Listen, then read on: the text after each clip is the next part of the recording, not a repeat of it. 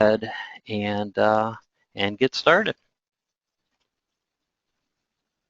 Good morning. This is Melissa Ziel. Again, I'm the Interim Director of the Information Services Department here at Gail Borden Public Library District, also known as our Adult Services Department. And I want to quickly say hello to Monica. Hi, everyone. This is Monica Dombrowski, and I'm Melissa's colleague, as Joe mentioned, and I will be monitoring your chats today. All right, so let's go ahead and get started.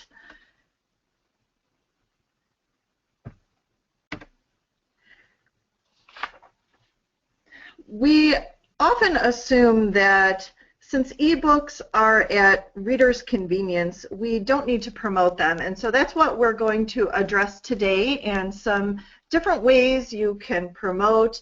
And really the end goal for today's webinar is that you come away with some ideas that will help you develop a promotional strategy. This isn't just about you as an ebook manager or someone involved with the collection development team. It really involves all of the staff. So I encourage you to take the ideas and truly develop a strategy that you can share with your management and share with your staff. First, I want to talk a little bit about our vendors and our publishers. Promotion truly starts with them, and you probably recognize a lot of these names. Gail has been around for a long time, and here the newest one I see is actually Odillo, who is a foreign company, and they started working in the United States in January, but Scholastic, Overdrive, 3M, Hoopla, these names have been around for a while. And while we do want to pay attention to what new companies are offering, established companies often release new products as well. And you may be wondering, okay, well, what's the connection between a product that a vendor offers and promotion? But the platform truly does play a role in how you can market your collection. Something as simple as the ability to create a static link can be a complete game changer when it comes to marketing your collection. So I encourage you to keep your eyes, ears, and minds open for a solution or solutions that work for your library. Often we are driven by our fiscal year, and that's when all the decision making happens, but throughout the year you can certainly work with vendors that you may not even be using yet, do some investigating, ask questions, get trials so you can look at what their products are really all about and how you can market your materials from within these vendors. For the vendors that you are already using, I encourage you to work directly with them. You need to be focusing on building a relationship. I'm asking all of you right now, do you know who your collection manager is from your vendor? I'm on a first name basis with our collection managers. And I encourage you to find out who your collection manager is at your vendor. Make them your new BFF, because this person is going to really help you get to know your community and build a collection based on what your community desires. They can also help you gather statistics for things that are working within your current collection, things that aren't working, and this really comes around full circle when it's time to work on your budget. When I talked about fiscal year and your strategy, we have to know what's currently working and what isn't working. I'm assuming almost all the libraries that I'm speaking to right now, you already have ebooks in some form, whether it's within a database like Gail Virtual Reference Library, or you're using Overdrive, 3M, Hoopla, Access 360. But it's not just about buying and forgetting.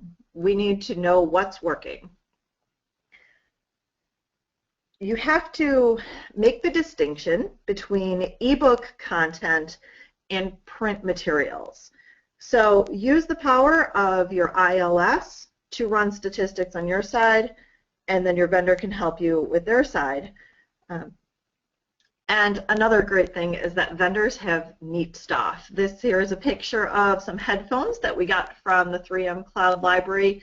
We didn't get very many here at Gail Borden, but that's okay. We were able to run a quick little marketing campaign. We just threw something out there on Facebook that says, hey, come in, learn how to download an e-audiobook to your phone or tablet and get a free pair of headphones. So they always have neat things. Ask for freebies, and you kind of never know what you're going to get. You can also look on vendors' websites for marketing kits, and those often include downloads. At the very least, you're going to get their logo.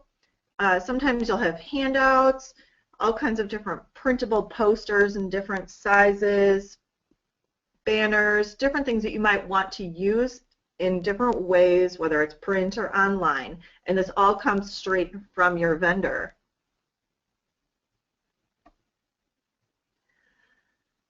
You want to work with your vendors and publishers in a way that you're already using what they have. So we have lists of award winners, trending titles, read-alikes, up-and-coming genres and subgenres.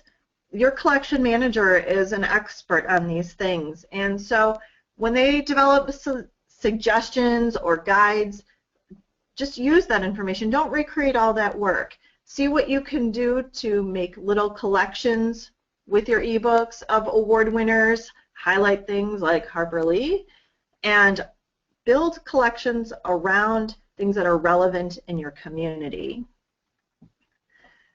In addition to asking for freebies, I also encourage you to ask for extras and other deals. See what your vendor does to support programs such as One Book or book clubs, summer reading, and do your own homework. Follow earlyword.com. We all have our favorite librarians, I think, that we kind of pay attention to, see what other people are doing at other libraries. So seek out some readers advisory gurus and follow them on Pinterest or blogs and Twitters, and you can see what we can do to build a very relevant message across all different libraries. It may be customized, but I think you'll hear that librarians kind of have a unified voice when it comes to talking about one-book programs or book clubs or summer reading. Negotiate your platform fee. Now, this is something I don't think vendors would really appreciate me talking about, but I've done this in the past. When it comes time to negotiate your platform fee at the end of your contract period, you can ask for a deal. It's okay to negotiate. What's the worst that could happen? They're going to say no. They're going to say, oh, well, we can lock in your current price. But what I've told them is, hey, drop my platform fee, and I'll spend that money on content instead of a fee. They seem to like that.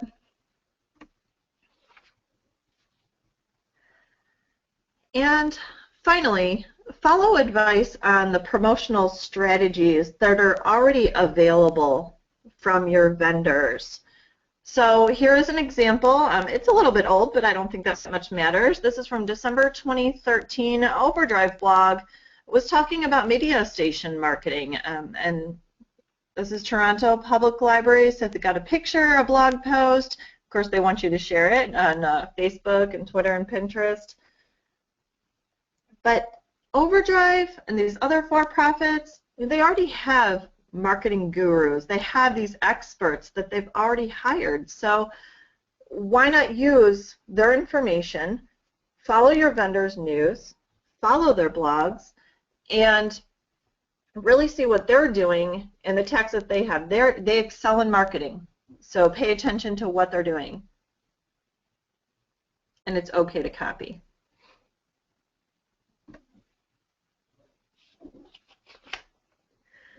And then we want to mimic their tactics on social media as well. So this isn't about just, oh, what can we do in-house? Here we've got a post from Overdrive, and it's just, oh, here's one of the new popular titles that just came out. Take a look, and you can see, of course, they have a link in addition to a picture.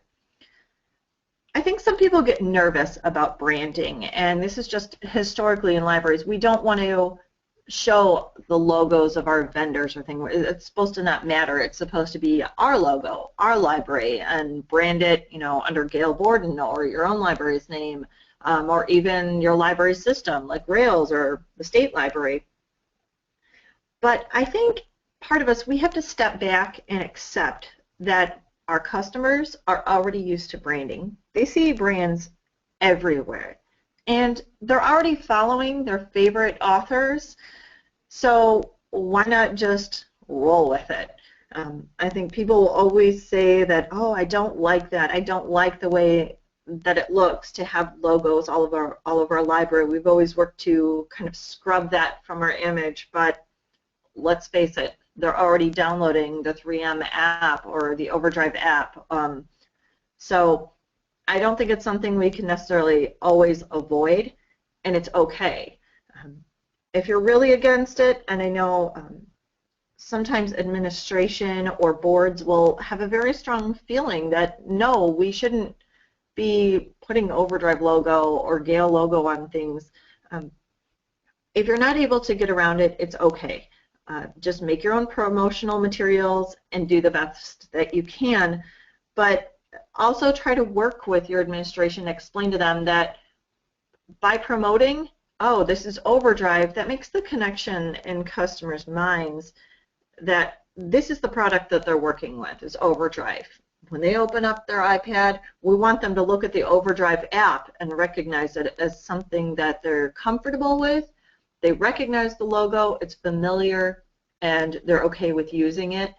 And it's also something that the library is saying, yes, this is a good product, it's safe. And finally, share your success with your vendor.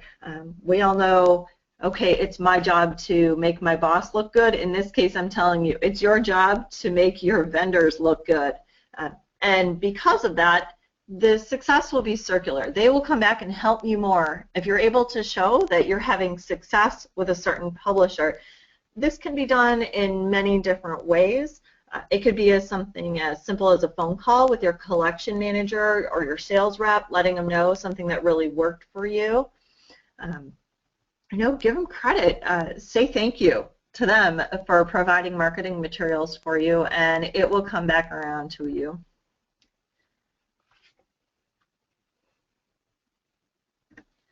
And finally, I have just a couple of examples from vendors and publishers in different creative ways that we can follow their marketing. So here we go from Pinterest. This is Penguin Books, or Random Penguin, as I like to say.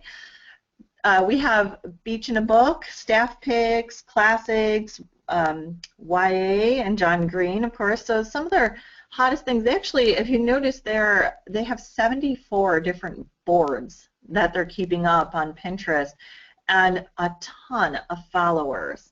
So that's really showing the power of, here's a publisher that's put their information on Pinterest, they're using Pinterest in a way that's engaging, and we know it works because they've got nearly 20,000 followers. So take their ideas. If you're not on Pinterest, that's okay. There's certainly other platforms. Not all libraries are ready to get on Pinterest, but you certainly can as an individual librarian just to learn about other things that you can do. Okay, so here's another one from another publisher, Instagram. Simon & Schuster is on Instagram. They've done a bunch of different posts about different things you can see. Just from these three pictures, it's a pretty wide variety. We've got puppies, Jim Parsons, and some kind of inspirational message there. So I think that's pretty creative for a publisher to do, maybe a little unexpected. And that's the great thing about this. It's okay that it's unexpected. What do you expect? You know, we don't want to just see covers of books. And so that's a good message to take from Simon & Schuster on Instagram. Covers, you know, we see those all the time. Nobody just needs to see pictures of covers of books. So do something a little bit more creative with it. Obviously, it's working for them because they've got nearly 8,000 followers.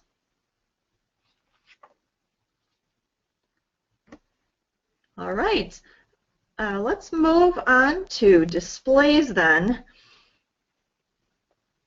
we have this huge problem with ebooks, and I call it, this is our great conundrum. How do we display something that doesn't take up physical space? Okay, so we love ebooks. We love e-audiobooks because they're accessible, they're 24/7, they don't take up any space, we can just download right on our phone or our tablet. But when it comes to displaying them, we have a real problem. What the customer doesn't know about, they can't check out. So we need to solve that issue. We're really good at making displays. Okay, so let's give ourselves a little credit on that part. Libraries create amazing, beautiful, attractive displays. This one's from Eisenhower Public Library. We already take that time. We're creative. We come up with great ideas. And I think we can use that power, that creativity. We just have to do it in a different way. I think part of it is always reminding your customers about your digital collection. And we'll talk a little bit more about that in a minute. The power of paper. Okay, so paper's been around a very long time now, and somehow when it comes to ebooks, we just seem to forget it because this is the new thing. This is ebooks. You get the app. Don't worry about it. But let's go back to paper. Let's take it down to the easiest, most simple way. So at the desk, you know, we love bookmarks. We know that. Very simple. At your information desk, your reference desk, or your circulation desk, all you need to do is set out a couple of bookmarks. Not a big deal. And there's a very simple advertisement for you. Inside cases. So many of us already have cases on the shelf that for like DVDs that we're putting paper in, things like that. We sometimes put bookmarks in books, but let's use those cases and see what we can do in a little bit different way to encourage our customers to take it beyond, say, an e-audio experience just through the app and get them to transition. A regular CD user may never have tried to use e-audiobooks in their car, but we can work with them on that.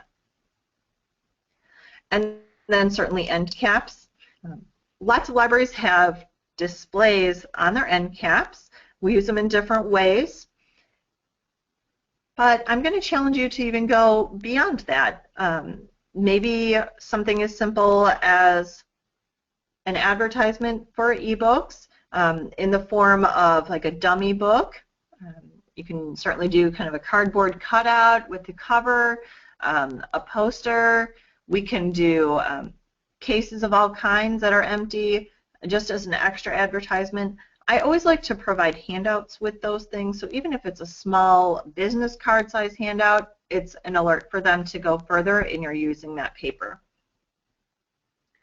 Of course, the extras with paper, we like to collect stuff, so that's why I like to focus on the power of paper. It's a reminder. I may lose that little piece of paper at the bottom of my purse, but that's okay.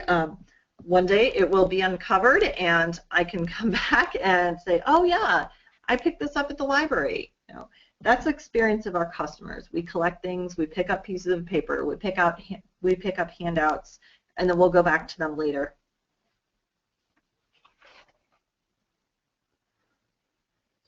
So here's a few examples of displays that I want to highlight.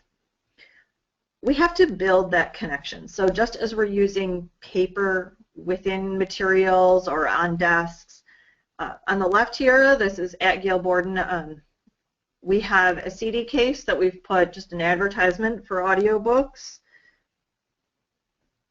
And on the next side, we have an example on an end cap. So even though there's no space to display on this end cap, an actual physical material, you can see they've put little business card size, take one. We have ebooks, covers, so you're making that connection for your customers. Use something that is already familiar to them, like a CD case, or this one on the right has cutouts of iPads and e-readers, so we're making the connection between something that's already familiar and bringing in a new concept, such as ebooks.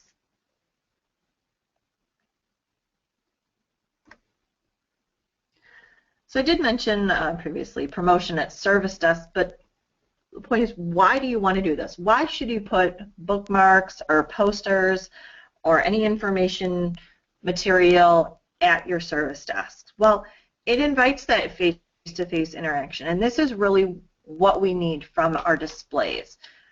Very few people, I think, would be willing to just pick up and try the ebooks with only a little bit of direction. There's certainly your early adopters and super tech-savvy people in your community, but the majority of people will need a little bit more detail from the librarian. So what's used is the power of paper, our bookmarks and posters to invite the further interaction. We want to have a conversation with our customer. So when they ask for a title, we should be offering different formats. Right now, somebody comes up to the desk and they ask, oh, you know, I want to read the help. Okay, well, we just assume they need the print copy. We may ask if they would prefer regular type or large type, but in very few instances do we always say, you know, oh, there's other formats.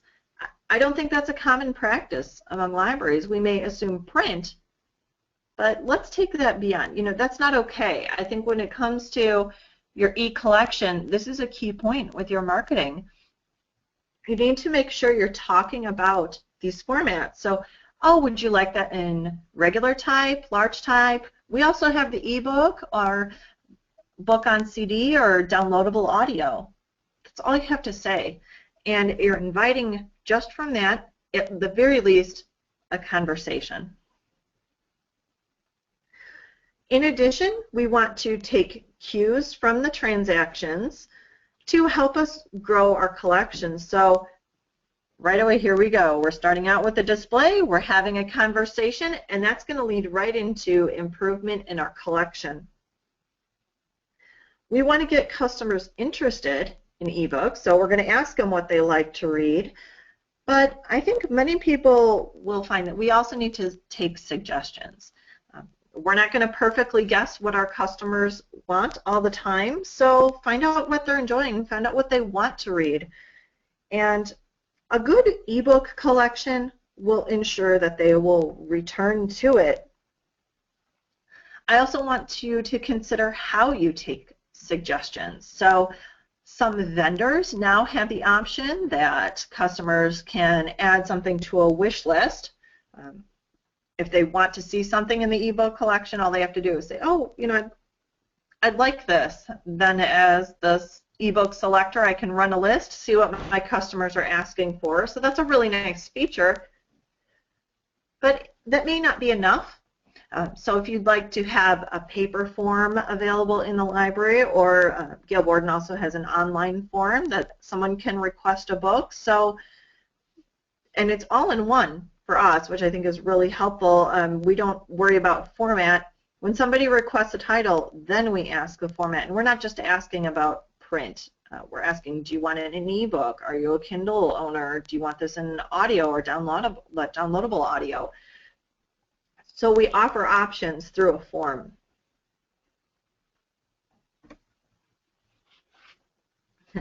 So here's just a few more examples. We want displays that are inexpensive, customizable, and multi-purpose. So here you go with the bookmarks again. We're making the connection between something that is familiar, such as a print title, and taking that right into, oh, look, there's an ebook available as well. This is just one of my favorites. It's so simple, and we have the familiarity of the label, mystery, Tess Gerritsen, and the cover of the book. And then right now, you can just see, just all we had to do was add the little word ebook. And so I think this is a pretty common format for bookmarks, and it's simple, it works well.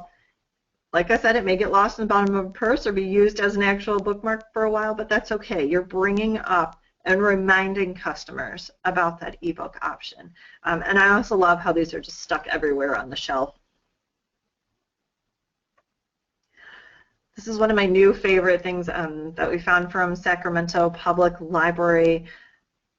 All it takes is a label, and we know that labels are cheap. We use them all over the library already, so here we go, just a nice sticker on the front of the book, now available in ebook format. So, and this one, you can tell this book is already on display, so maybe instead of somebody grabbing that print copy, they'll look at that label and say, oh, yeah, maybe I would like to read this in ebook format. That'd be more convenient for me, but we're using that suggestion. Would a customer even consider that? If they were standing in front of your display, would they even think about the ebook? Because they see the physical item right in front of them. It's so easy to just pick it up off the display and check it out.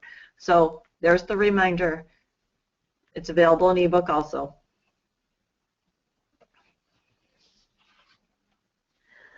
Some libraries have decided to incorporate ebook stations. And by these, I mean a station that is only for checking out ebooks. So 3M Cloud Library offers one, and you can see right here they put a sign on the top of this station, 3M ebooks only.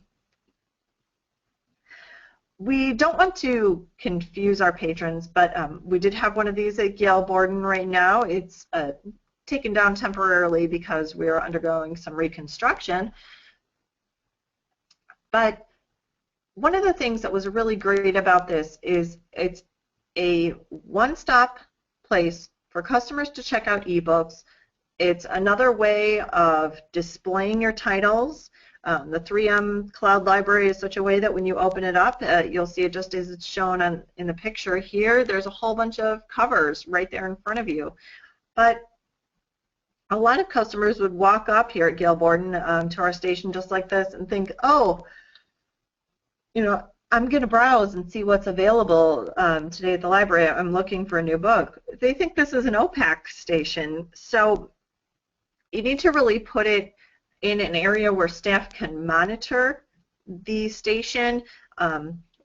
This one's standalone. We had ours converted to a countertop option. Thanks to the amazing maintenance team, they were able to do that pretty easily. So we really needed it in a place where staff could monitor what was going on. We all know that look, that customers standing there confused and they need a little bit of help. So yes, we want it in an area where customers are going to notice it, but we know that staff really needed to step in pretty often. This is a very useful technology. It's a very useful display. It's great that customers can check out the item right there, but it's also a pretty expensive solution. So it's really up to each library to know, okay, is this something we want to invest in?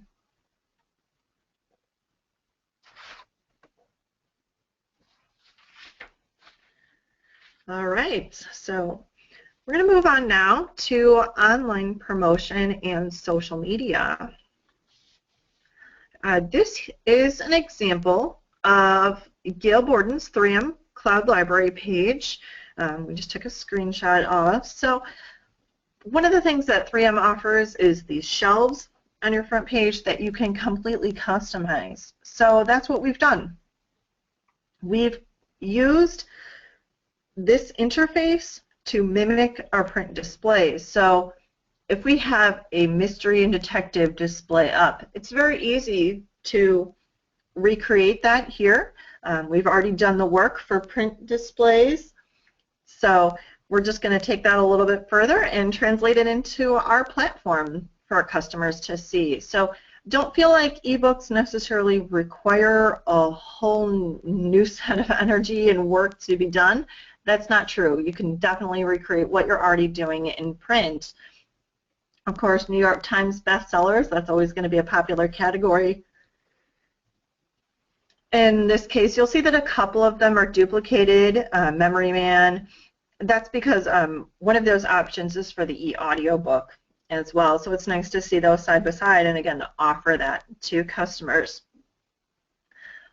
One of the most important things about doing the online promotion, just as we do in print, you want to be relevant and make changes often. So if you think about how often the average person visits the library? Well, we think, every 2 to 3 weeks is our approximate guess here at Gail Borden. Maybe a little more frequently if they're returning DVDs and checking out new ones, but your avid readers are going to come, check out multiple materials, and then return in just a couple of weeks. So take that cue and translate it into your interface here. How long should this information really stay up? It's just like a website or a blog. If I go back and I see the same information over again, or somebody's not updating, I'm going to kind of get bored with it. I'm going to get used to it. I'm going to think, oh, there's nothing going on. There's nothing new for me to explore. So something as simply as changing up how you order your ebooks and featuring new books on your interface and your home page, that can really make a difference. So instead of placing an order once a month and featuring new items and only changing it once a month, maybe it's a better option to order 3 times a month, and then I'm changing up the new book display here online 3 times a month. So we're getting that new, not change. We want to invite our customers to be interested, to be looking at something new.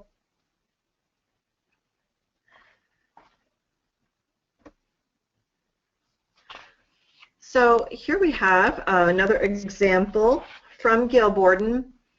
Now, we've decided to integrate our ebooks into our catalog. This is a decision we made a long time ago with our ebooks, and then when we added the 3M Cloud Library platform, we decided to do that with those as well. One of the things that I want to mention is that you really do need to pay attention to the quality of your MARC records, because those will be essential in how your customers discover your ebooks and your e-audio books. So part of that is kind of passive marketing in a way. If you want to add tags to books, you can. A lot of catalogs allow that now. Making sure that your records and information are good quality. Here at Gail Borden, we encourage customers to go straight to the app, either Overdrive or 3M to discover books, but we know that customers are going to be using our OPACs, our catalogs, to discover items as well. So the bottom line is that it should work, and it should work well. And then, like I mentioned before, that interaction at the desk, we want to train our staff to show off our e-content and market that as well. So often these will show, most of our catalogs will show the newest first, and so sometimes that can cause a little bit of a problem with how things are displayed. It seems that sometimes the ebook doesn't get ordered until after the print item, so people are, well, I don't see the print item, I only see the ebook. So in some ways that can be a good problem to have, that customers are seeing multiple formats. At Gail Borden, we've also done a lot of work to edit the entries, the way that this appears in our catalog, so customers really understand what's happening and what's available to them. Yes, we have limiters on the left by format, but you'll see the third entry down, Girl on the Train, and it's an e-audio book. So we're saying right there, you can click, and our catalog allows us to click through. In this case, you can place a hold with 3M or Overdrive. You'll see those on the right, kind of grayed out. So it's encouraging interaction. It's encouraging discovery just by using our catalog and good MARC records.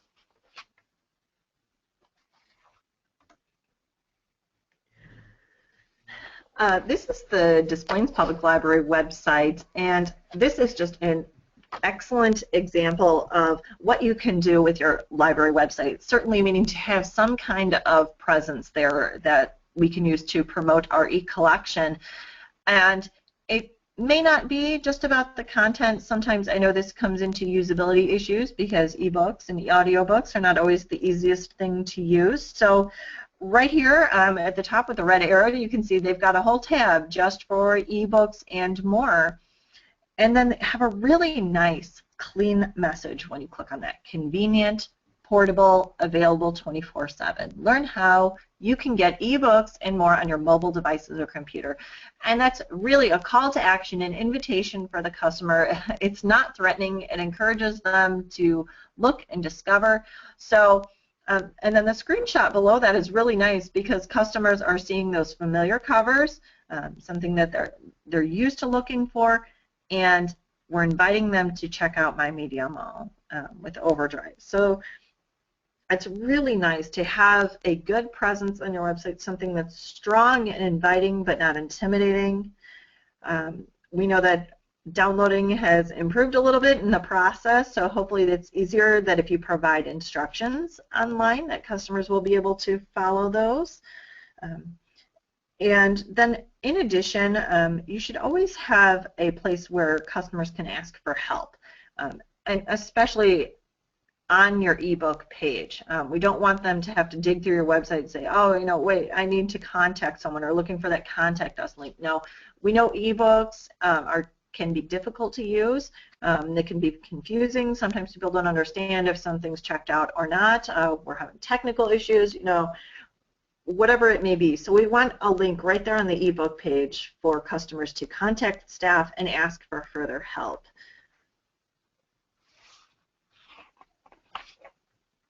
And then let's stay in the online world and talk a little bit about social media. Of course, this is a really popular topic with libraries for a variety of reasons. So what I have here is just some best practices, and that's what we really need with social media when it comes to e-content. We all know about Facebook, Instagram, Pinterest, and Twitter, but certainly whether it's ebooks or not, whatever you're talking about, if your library has an account with these social media avenues, we need to be committed. And that means posting often, posting things that are relevant. Certainly we need to be creative, and it's not just about, oh, here's a link to the newest James Patterson book. You know, anybody can do that. That's a little boring. We need to up the ante a little bit. I like this example on the right. It's now available. They're showing the covers. Game of Thrones, it's a media tie-in, so of course that's a nice addition as well. We want to use social media to build a relationship with our customers, so that's really where the creativity is required. We want to market a specific author and say, oh, you know, have you ever read this author? You might like this person if you've read, you know, these other authors. Or we want to talk about specific topics or subgenres, advertise things that maybe are overlooked. We can include direct links to material, certainly if your vendor allows it, as I mentioned earlier. And we want to easily get them from the advertisement to the checkout page. So that's where that static link will really be helpful. We need to respond to our users, and it's okay to engage with other libraries and publishers as well. A lot of these people already have devices in hand, so don't be shy about using social media to market your eCollection. Certainly we love our tie-ins. Shows, holidays, movies, events. Here at Gail Borden we often have exhibits. Use humor. And be careful about promoting something that you can't support. So be mindful of your overall budget. We don't want to promote that we have something if all of a sudden your holds stack up too high. So you better believe we're ready for Harper Lee today and ordering multiple copies.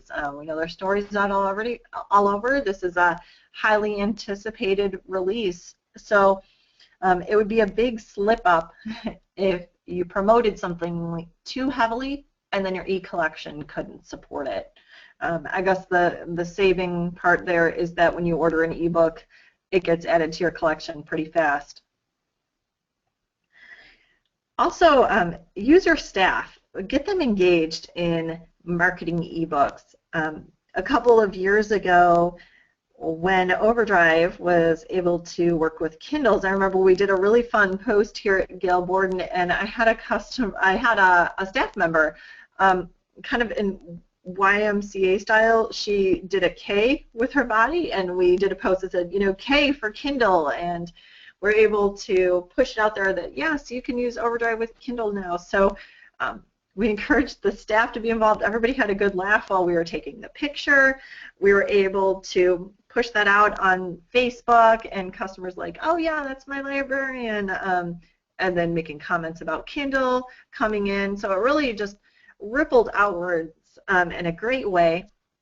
It was fun, fun photos, and that's really what we wanted to do, is say, hey, you know, we're a great, enjoyable place, and we're a little bit silly sometimes.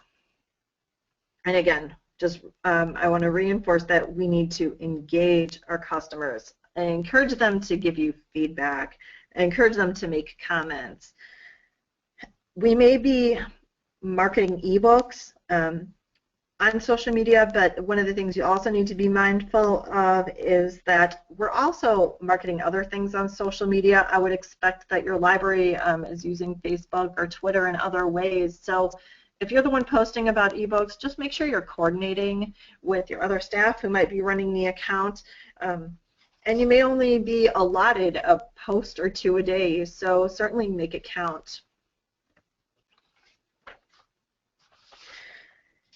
And this is where we get to talk about staff involvement. Training is essential, okay? So your staff plays a really important role in the success of marketing your ebook collection. And so this is where I came up with some best practices for you. We don't want 10 people at the desk, you know, you've got all these staff answering questions. Well, what if only one of those 10 is talking about ebooks? That's not okay. You have a problem if that's your situation. So how do we fix that? Well, a big thing is we need to take the fear away. Ebooks can be really intimidating. It takes practice, and you always have to be a step ahead of the customer. Customers expect that. They're coming to us when they need help or they need a demonstration.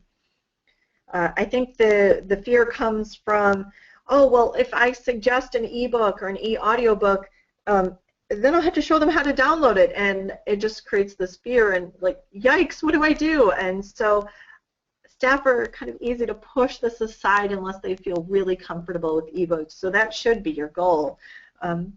So make devices available if you can. It's extremely worth it for your library to buy a device or two just for your staff to practice on. They need to understand how these works, and when it comes to updates that your vendor releases, that gives your staff an opportunity to catch up pretty quickly as well. Certainly it seems that the most comfortable staff members are the ones who are ebook and e-audiobook users themselves. We want to do practice of patron FAQs, so we can develop some scripts, some easy way to answer things. Relying on scripts is a great way to have something to fall back on. So you've got that practice, you know exactly what to say. It could be something as simple as, you know, how come I can check out your print books longer than I can check out an ebook? You've got to be able to answer that in a comfortable way. We need to make sure we develop troubleshooting guides for our staff and keep it up to date. It's challenging. It's often a task that gets pushed aside, but it relates directly to your customer's fear level, or to your staff fear level. And find out a good way to share information about updates and outages with your staff. Find out how they prefer that you communicate with them. Is it a sticky note at your reference desk? Is it an all-staff email? We need to be able to communicate this information quickly so that you know when there's updates, when there's outages. We don't want anybody caught in a situation where, oh, well, it's not working right now and I'm sorry, you know, that information needs to be shared ahead of time.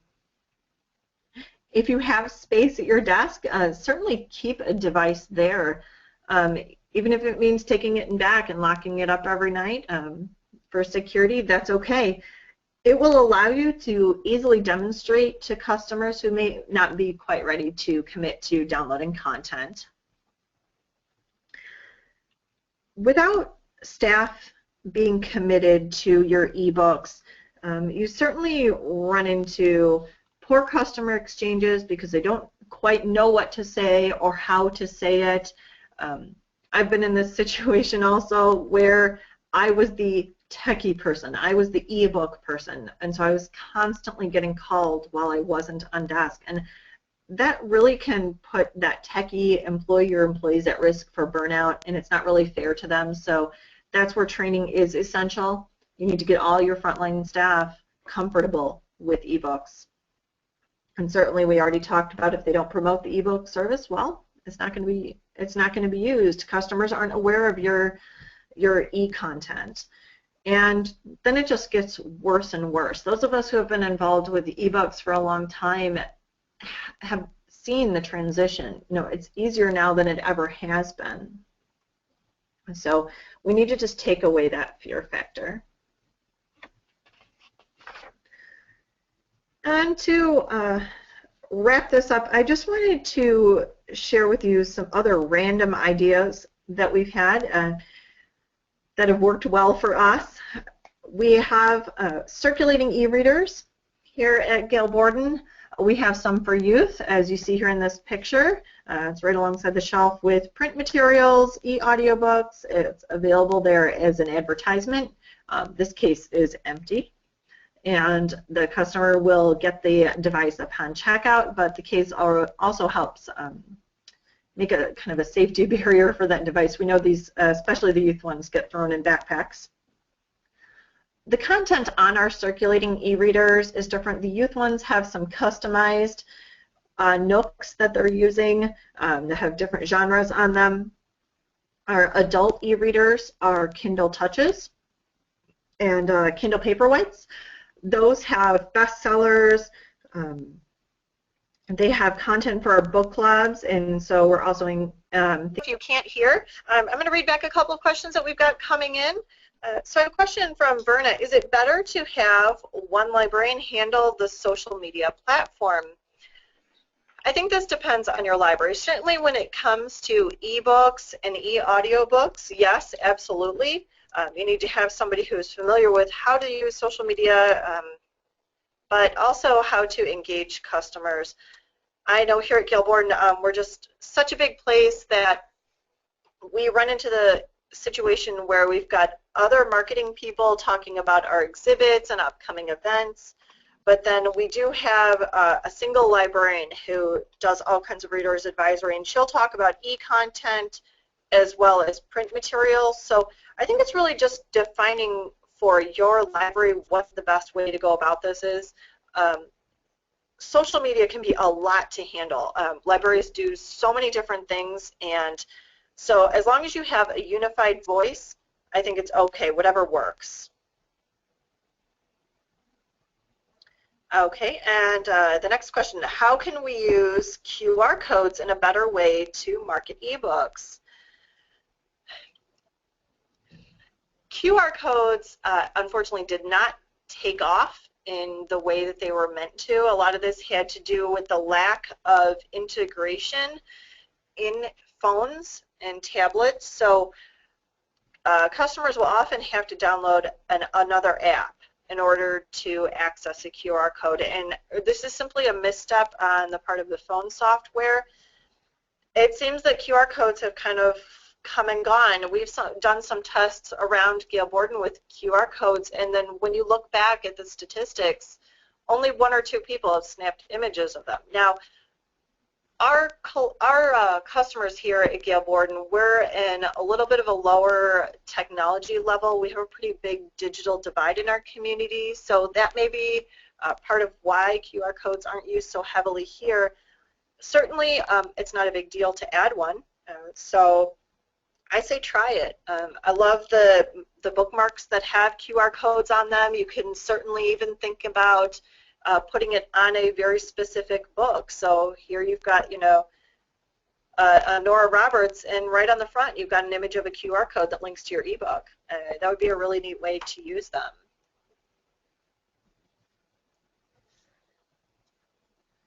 Okay, it looks like we have a question from Linda S. who's asking, have we had any reaction or been able to look at the new Library Simplified app that the New York Public Library and those other 9 pilot sites are using? Have you been able to take a look at that yet, Melissa? I have not seen that yet, but I've definitely heard a lot about it. If anybody else wants to chat in, we can read some of those comments and see if any of you have looked at the Library Simplified app. Certainly, you know, when you go to events like ALA, you know, there's a lot coming up. I will just say, this is Joe here at Rails. I know that we here at Rails, obviously, you know, with our involvement, eRead Illinois, we have had some conversations with the folks regarding that app, and I think that we may be involved in some way with that app and with getting the word out about it and providing feedback and things. So I think I haven't had the chance to look at it either, but I think that we may be at some point putting out some information. So I guess just stay tuned, because it's certainly a cool concept and idea. So we will see.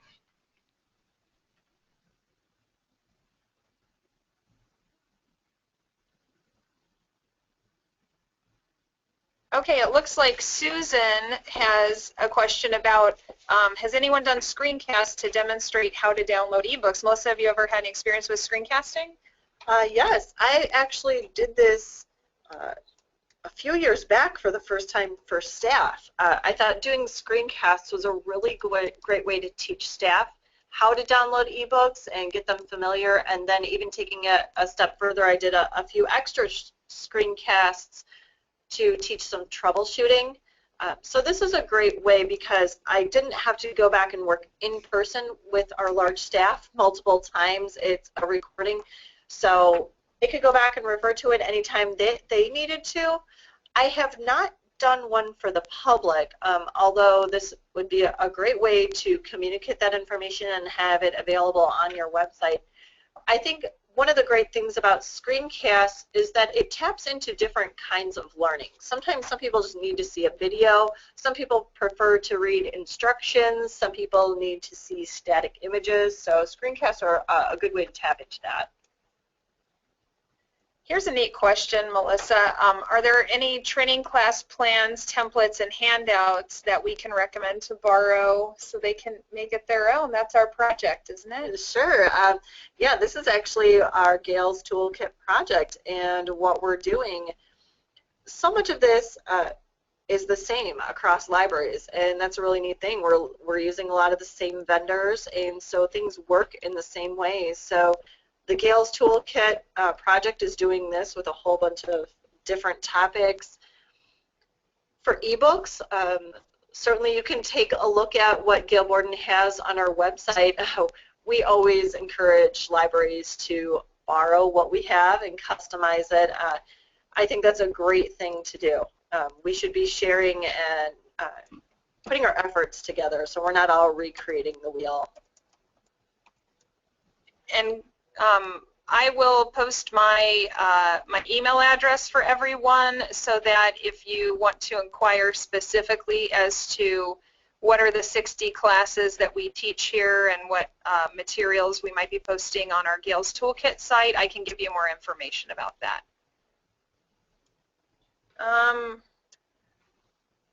Any other questions that anyone has?